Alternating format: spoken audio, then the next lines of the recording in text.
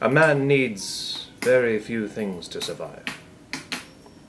Food, sleep, sexual excursions. However, there are those moments when a man requires those little extra morsels of pure joy and bliss. And those moments were taken from me. Which is why I've called you three here today. So I only have one question for you all.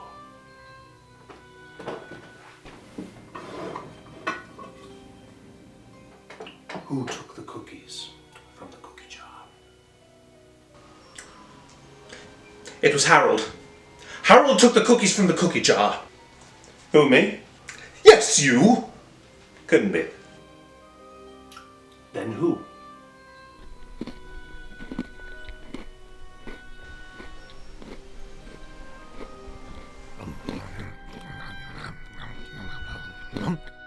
Oh!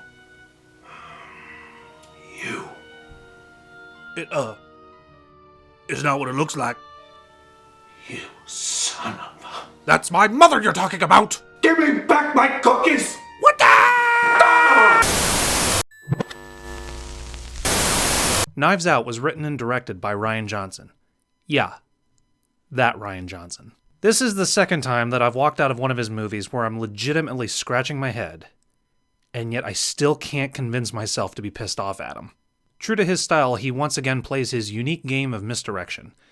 And partly that's the whole reason that I can't help but respect him as a filmmaker. It's almost as if he gets a kick out of purposefully setting people up into thinking they have it all figured out. And then he just pulls the rug from under you. And that could be a very jarring feeling, because we naturally like feeling that we have all the answers. Especially with years of going to movies, knowing that when we see something on screen, it'll eventually lead to a payoff. But Johnson's style is to sometimes show us something, and it leads to nothing. I think I can say that I was only fooled because my mind was expecting certain twists and turns to happen, and it is clear that he anticipated that. And while my initial state of mind was confusion walking out of the theater, I still can't help but want to watch it again to get a clearer picture of the story he presented. His style will definitely turn off some casual moviegoers, whereas people like myself who respects a creative decision and maybe breaking the rules once in a while will appreciate the challenge. What else is there to say about this movie except that the ensemble cast was filled with big names, both classic and current, and sold me with every single performance. Like seriously, how is Christopher Plummer this good at his job all these years later? He's incomparable. The fun, quirky camera styles and the fast-paced editing was a delight as well. I think everyone appreciates a great murder mystery, filled with fun, subtle humor, and lots of suspense. And I believe Johnson accomplished what he set out to do in his own unique way. He continues to prove to me to be a talented filmmaker whose career is flourishing. I genuinely look forward to his next project, even if he will keep giving me headaches.